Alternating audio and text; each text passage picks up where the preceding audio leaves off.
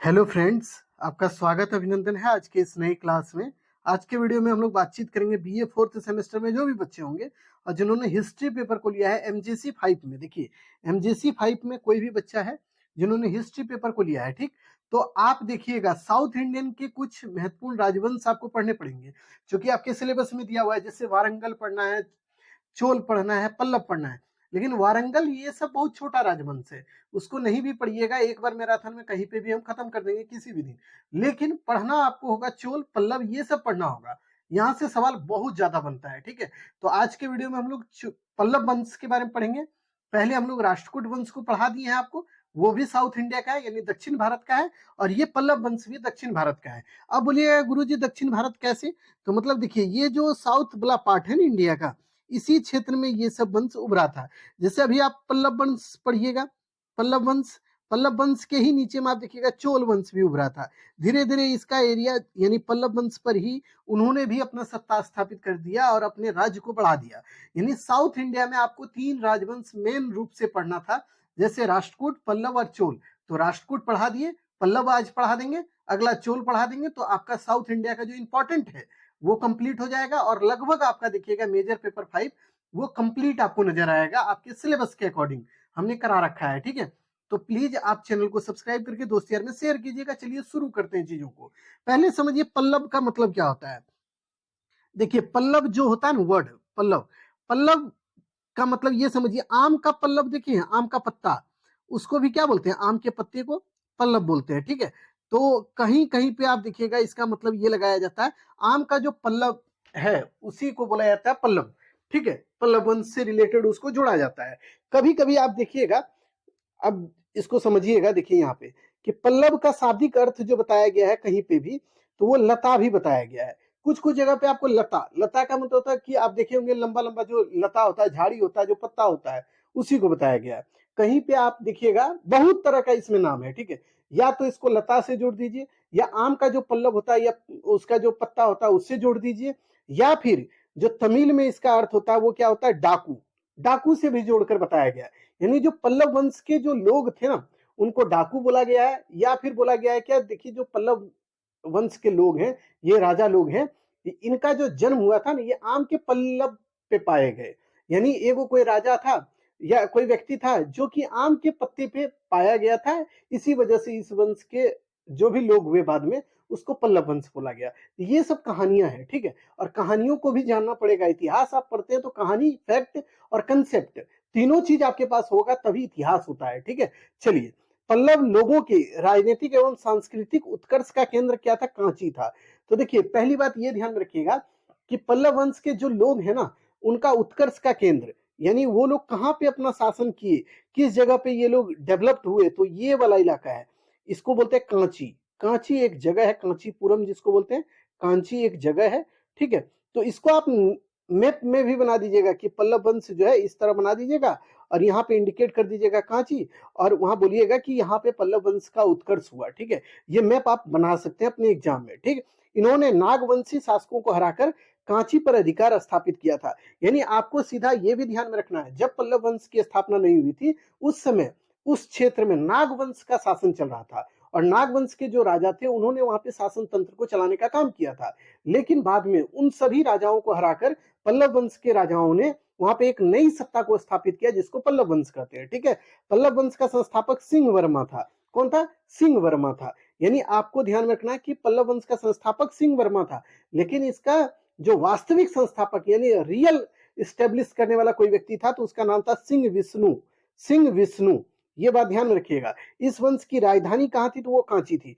पहला नाम याद रखिए कि पल्लव वंश की स्थापना किसने किया, तो सही नाम आपको याद रखना, सिंह विष्णु। कौन? सिंह विष्णु। दूसरा, इस वंश की जो है राजधानी वो कहां थी, कांची थी, ठीक, ठीक है, जिसको कांचीपुरम भी बोलते हैं, ठीक है।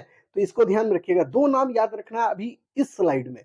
और तीसरा बात आपको बता दे, पल्लव का मतलब आपको समझा दिए। पल्लव वंश जो है इसमें सबसे नाम पहले तोड़िएगा। पल्लव, पल्लव का मतलब होता है कि या तो आम का पल्लव, या पल्लव का मतलब शब्द का अर्थ होता है कि लता, लंबी लंबी जो लताएं होती है ये। अन्यथा आप देखिएगा तमिल वर्ड जो है पल्लव, इसका अर्थ होता है डाकू, डाकू से लगाया जाता है, ठीक है। और इन लोगों को बोला जाता है कि इन्होंने नागवंश के राजाओं को हराकर यहाँ पे पल्लव वंश की स्थापना करी थी। ठीक, चलिए अब अगला देखते हैं, पहला राजा इसका कौन है, तो सिंह विष्णु है। कब से कब तक राजा रहा, 575 से 600 ईस्वी तक ये राजा रहता है। अब देखिए आपसे पूछेगा पल्लव वंश के राजनीतिक इतिहास को लिखिए, तो यही सब लिखना होगा जो अभी आपको बताने वाले हैं। ठीक है, तो देखिए सिंह विष्णु जो है ना पल्लव वंश का पहला राजा था, इसी को बोला जाता है संस्थापक। सिंह वर्मा जो है वो पहला राजा भले था, लेकिन उसके बारे में बहुत जानकारी नहीं मिलती है, तो इतिहासकार बोलते हैं कि सिंह विष्णु ही इस पल्लव वंश का संस्थापक होगा। ठीक है, इसने कलभ्र, चोल, पांडे और सिंघल के राजाओं को हरा दिया था। यानी इसने जो है ना कलभ्र देश के राजाओं को हराया, चोल वंश के राजाओं को हराया, पांड्य देश के राजाओं को हराया, सिंघल, सिंघल मतलब होता है क्या, श्रीलंका वाले इलाके में कुछ राजाओं को हरा दिया था, तथा चोल मंडलम पर अधिकार स्थापित कर लिया था। यानी चोल मंडलम पर भी अधिकार इसने स्थापित कर लिया इस वाले इलाके में भी। ठीक है, तो इसको भी ध्यान में रखिएगा। इसी के दरबार में भारवी निवास करते थे, भारवी। इनकी बुक का नाम भी बताएंगे, आपको रटना पड़ेगा, कुछ कुछ चीजें आपको याद करना है आज। तो भारवी किसके दरबार में रहते थे, तो सिंह विष्णु के दरबार में कौन रहता था, भारवी रहता था। ठीक है, अगला नाम, दूसरा जो इस वंश का शासक है वो है महेंद्र वर्मन प्रथम, जिसका शासन काल है 600 से 630 ईस्वी।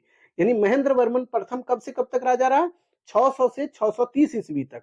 तो देखिए इसके बारे में सुनिए, महेंद्र वर्मन जो है ना एक बहुत ही अच्छा जो है चित्रकार था, यानी ये पेंटिंग बहुत अच्छा करता था, इसको आर्ट क्राफ्ट और पेंटिंग में बहुत इंटरेस्ट था। ठीक है, उसने शिव के चित्र को भी गुफाओं में बनाया था। ठीक है, इस बात को भी ध्यान में रखिएगा। यह एक कवि एवं बढ़िया संगीतज्ञ भी था, यानी ये कविता भी करता था और बढ़िया से गाना उना भी गाता था, चित्रकला भी करता था। यानी एक व्यक्ति में कितने गुण थे देखिए, एक में तो ये कविता करता था, दूसरा ये काम क्या करता था, गाना उना गाता था, तीसरा ये पेंटिंग भी करता था। ठीक है, इसी के समय में जैनियों के प्राचीनतम भित्ति चित्रों का निर्माण सिंहनवलास, सिंहनवलस में हुआ था। ये नाम थोड़ा अटपटा लगेगा आपको, क्योंकि ये तमिल वर्ड है। ठीक है, सिंहनवलस में हुआ था। ठीक, और महेंद्र वर्मन ने मतविलास प्रहसन नामक बुक को लिखा था। यही आपसे सवाल पूछेगा कि पल्लव वंश का वो कौन राजा है जिसने मतविलास प्रहसन, ये नाम बड़ा है लेकिन याद रखना पड़ेगा, ये एकदम VVI आपको बता रहे हैं, समझे, इसको रख लीजिएगा। मतविलास प्रहसन का लेखक कौन था, महेंद्र वर्मन प्रथम। आपसे फिर बता रहे हैं, महेंद्र वर्मन प्रथम के द्वारा क्या लिखा गया, मतविलास प्रहसन। इसमें क्या किया था, ये इस बुक के माध्यम से क्या किया जानते हैं, कपालियों और बौद्धों का मजाक उड़ाया था। यानी बौद्ध धर्म से रिलेटेड जो भिक्षु वगैरह है ना, उन सभी के ऊपर व्यंग कसा था और उनका मजाक उड़ाया था। किसने, महेंद्र वर्मन प्रथम ने। किस बुक में, तो मतविलास प्रहसन नामक बुक में। ठीक है, इसने कपालियों और बौद्धों का मजाक उड़ा दिया, पूरा मजाक उड़ाया। और इस बुक में एक बात और आपको बताते हैं, अगर यूजीसी नेट जैसे बड़े एग्जाम का तैयारी कीजिएगा और जब बड़े एग्जाम का तैयारी करके आप एग्जाम देने जाइएगा ना, तब आपसे पूछता है कि बताइए मतविलास प्रहसन जो है बुक, इसमें किस बात की चर्चा है। उसमें देखिए पुलिस व्यवस्था और न्याय व्यवस्था में जो व्याप्त भ्रष्टाचार था उसके बारे में भी लिखा था कि पुलिस लोग जो है ना वो भ्रष्ट है, और न्याय प्रणाली जो उस समय की थी वह भी बहुत ज्यादा खराब थी, अच्छी नहीं थी, भ्रष्ट थी। इसकी भी जानकारी इसी बुक में मिलती है। ठीक है, ये थोड़ा स्टैंडर्ड आपको नॉलेज दे दिए, आपको याद रखना हो तो रख लीजिएगा, भूलना हो तो भूल जाइएगा, कोई दिक्कत नहीं है, लेकिन याद इतना जरूर रखिएगा, मतविलास प्रहसन ये महेंद्र वर्मन प्रथम की रचना है। ठीक है, ये पल्लव वंश का राजा था। चलिए अगला जो राजा है वो है नरसिंह वर्मन प्रथम। ये कब से कब तक राजा रहा, तो 630 से 668 ईस्वी तक राजा रहा, यानी लगभग 38 ईयर ये राजा बन के रहेगा। ठीक है, तो देखिए नरसिंह वर्मन प्रथम पल्लव वंश का सर्वाधिक शक्तिशाली शासक था, यानी बहुत ही मजबूत राजा था, एक तरह से शक्तिशाली राजा था। नरसिंह वर्मन प्रथम ने जो है ना महामल्ल, महापल्ल, माफ कीजिएगा, महापल्ल और वातापी कोंड नामक जो है ना उपाधि को धारण किया था। यानी उपाधि का मतलब आपको बताएं कि जैसे कि मान लीजिए किसी का नाम चुन्नू है, मान लो कि एगो हम आदमी बना दे, इसका नाम चुन्नू है, मान लो इसका नाम चुन्नू है, इसके घर वाले हो सकता है कि इसको मुन्नू भी बोलते हो, इसका घर वाला मान लो मुन्नू भी बोलता हो, कोई टुन्नू भी बोलता हो, यानी एक ही व्यक्ति है जिसका नाम अलग अलग है, तो इसी को बोलते हैं उपाधि। ठीक है, तो देखिए ये नरसिंह वर्मन प्रथम जो है इसकी भी उपाधि अलग अलग थी, जैसे महापल्ल थी या वातापी कोंड, ये दोनों ही इसकी उपाधि थी। ठीक है, इसको ध्यान में रखिएगा। उसने चालुक्य के शासक को हरा दिया था, और उसने चालुक्य राजाओं को हराकर ना वातापी को जीत लिया। और वातापी क्या है, तो आपको ध्यान में रखना है, चालुक्य वंश की राजधानी कहाँ है, वातापी। तो वातापी को कौन जीता था? तो बोलिएगा नरसिंह वर्मन प्रथम जीत लिया था, जो कि पल्लव वंश का राजा था। ठीक है, उसके बाद देखिए इसी युद्ध में पुलकेशिन द्वितीय, यही पुलकेशिन द्वितीय है बच्चों, जिसने किसको हराया था? हर्षवर्धन को, और उसको भी हरा दिया। यानी पुलकेशिन द्वितीय को कौन हराया? तो वो नरसिंह वर्मन प्रथम हरा दिया। ठीक है, और इसको हराकर मार दिया था, जाने से मार दिया। ठीक है, उसके बाद देखिए नरसिंह वर्मन ने इस विजय के उपलक्ष्य में वातापी में मल्लिकार्जुन मंदिर पर अपना विजय स्तंभ को, अभिलेख को स्थापित किया था। यानी आपको ध्यान में रखना है, जब पुलकेशिन द्वितीय को नरसिंह वर्मन प्रथम ने हरा दिया ना, उसके बाद इसने क्या किया? वातापी जो चालुक्य वंश की राजधानी थी उस पर अधिकार कर लिया। उसके बाद वहां पे देखिए मल्लिकार्जुन मंदिर था। ठीक है, उस पे ये खड़ा हुआ और वहां पे विजय स्तंभ को स्थापित किया था। ठीक है, इस युद्ध में नरसिंह वर्मन की जो मदद है ना, वो श्रीलंका या लंका के राजा जो है मान वर्मा के द्वारा किया गया था। ये एक लंका यानी श्रीलंका जो आप जानते हैं ना, ये इंडिया का साउथ वाला पार्ट है श्रीलंका। यहाँ पे देखिए श्रीलंका है ना, तो यहाँ का एक राजा था मान वर्मा। ठीक है, मान वर्मा के बारे में थोड़ा सा आपको बता देते हैं। मान वर्मा को उसके गद्दी से, यानी ये श्रीलंका का राजा था, उसके गद्दी से हटा दिया गया था। श्रीलंका का जो राजा लोग थे, उन्होंने मान वर्मा को उसके गद्दी से हटा के फेंक दिया। तब वो दौड़ के आ गया किसके पास? यही नरसिंह वर्मन प्रथम के बाद पास, और उसने बोला कि आप हमारी मदद कीजिए।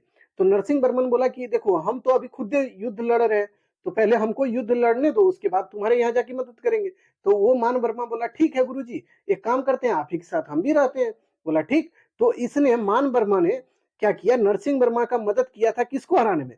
यही पुलकेशिन द्वितीय को हराने में। ठीक है, उसके बाद देखिए जब पुलकेशिन द्वितीय से जीत लिया पुलके वातापी को नरसिंह वर्मा प्रथम, तब वो बोलता है मान वर्मा को कि चलो अब तुम्हारे साथ हम तुम्हारे दौर, मतलब तुम्हारे इलाके में भी जाते हैं। और फिर वो कहाँ गया? सिंघल देश गया, और सिंघल देश में जाकर सिंघल देश के राजाओं को हराकर उसने राजगद्दी पर अपना अधिकार स्थापित करके मान वर्मा को वहां पे गद्दी दे दिया, और बोला मान वर्मा अब तुम सिंघल देश के राजा हो।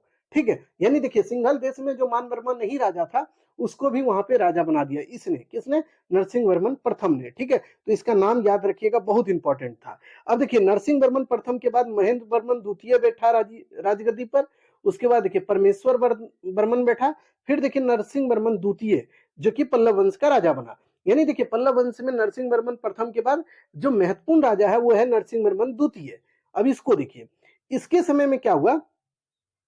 ये जो यहाँ पे देखिए थोड़ा सा यहाँ पे गलत हो गया है। ठीक है, तो यहाँ पे एक मिस प्रिंटिंग हुआ है, हम आपको बताते चलते हैं। इसके समय में जो है ना, चोल वंश से इन लोगों का जो संघर्ष होता था ना, वो रुक गया था। ठीक है, और इसका काल जो है, इसका समय जो है काल, वो शांति के काल के नाम से जाना जाता है। ठीक है, यानी कि एकदम शांति वाला समय था इसका, किसका? नरसिंह वर्मन द्वितीय का। और उसके बाद देखिए नरसिंह वर्मन द्वितीय ने एक दूत मंडल, यहाँ पे देखिए थोड़ा सा यहाँ गलत मिसप्रिंट हो गया है, दूत मंडल जो है चीन भेजा था। ठीक है, और चीन में देखिएगा बौद्ध यात्रियों के लिए नागपट्टनम में एक विहार बनवाया था। यानी देखिए आपको हम सीधा बताते हैं इसका कहानी। नरसिंह वर्मन जब गद्दी पर बैठा, नरसिंह वर्मन द्वितीय, तो उस समय जो चोलों के साथ युद्ध होता था ना, इन लोगों का, पल्लव वंश का, वो रुक गया था, वो युद्ध नहीं हो रहा था। उसके अलावा ये जब गद्दी पर बैठता है तो ये क्या करता है कि अपना एक दूत मंडल, यानी 2-3 गो आदमी को, राजदूत को भेज दिया चीन। बोला कि चीन घूम के आओ। चीन घूम के वो लोग आया। उसके बाद वो लोग इतना खुश हुआ कि राजा को बताया कि देखिए हमारा स्वागत अच्छा हुआ था। तो राजा क्या बोलता है कि नागपट्टनम में हम क्या करते हैं, चीनी लोग जो हमारे यहाँ आएंगे भारत, उनके रहने के लिए बिहार बनवा देंगे। बिहार का मतलब उस समय ये होता था, कोई राज्य नहीं है बिहार। बिहार का मतलब होता है रुकने का जगह, ठहरने का जगह, आश्रम। उसी तरह से इसने बिहार बनवा दिया। ठीक है, इसने देखिए राज सिंह, वाद विद्याधर, परम भागवत जैसे उपाधि को भी धारण किया था। यानी कुछ उपाधि भी धारण किया, जैसे वाद विद्याधर है, राज सिंह है, उसके बाद देखिए परम भागवत जैसे उपाधि उसने धारण किए थे। ठीक है, अब देखिए कांची के पल्लव वंश का अंतिम महत्वपूर्ण शासक कौन बना? अपराजित वर्मन बना। यानी देखिए नरसिंह वर्मन द्वितीय के बाद महत्वपूर्ण शासक इस वंश का अगला कौन था? अपराजित वर्मन बना। ठीक है, इसने चोल नरेश, ये देखिएगा जब राजा बनता है ना अपराजित वर्मन, तो इसको जो है ना हरा देता है कौन? चोल वंश का शासक था आदित्य प्रथम। इसने क्या किया? इसको हरा दिया। किसको? ये नर्स अपराजित वर्मन को। अपराजित वर्मन को कौन हराया? चोल वंश का राजा आदित्य प्रथम हरा दिया। और उसके बाद देखिएगा इसकी हत्या कर दिया। किसका? देखिएगा ये आदित्य ने जो है ना कर दिया हत्या, किसका? यही अपराजित वर्मन का। और अपराजित वर्मन जब मर गया ना, उसके बाद देखिए पल्लव राज्य को चोल वंश में मिला लिया गया। अब देखिए, अब आपको लग रहा होगा कि चोल शासक जो आदित्य प्रथम है उसने इसको हराकर हत्या किया हुआ, नहीं, इसको धोखे देकर हत्या किया था। जब अपराजित वर्मन शासक था ना बच्चों, तो अपराजित वर्मन से चोल शासक जो था ये आदित्य प्रथम ना, इसने मदद लिया था, समझे, और मदद लेकर किसको हराया था, पांड्य राजाओं को भी हराया था, उन सभी चीजों पर या क्षेत्रों पर जीत हासिल किया, और बाद में इसी को हरा दिया, अपना दोस्ते को हराकर उसको जान मार दिया। यानी कि सीधा मतलब समझिए, चोल शासक जो आदित्य प्रथम था उसने जो है ना, एक तरह से बोलिए तो छल पूर्वक अपराजित प्रथम को हरा दिया, और उसके बाद देखिएगा चोल वंश ने पल्लव राजवंश को एकदम धूमिल कर दिया, हटा दिया, और पल्लव राजवंश पर अपनी अधिकार को स्थापित कर लिया।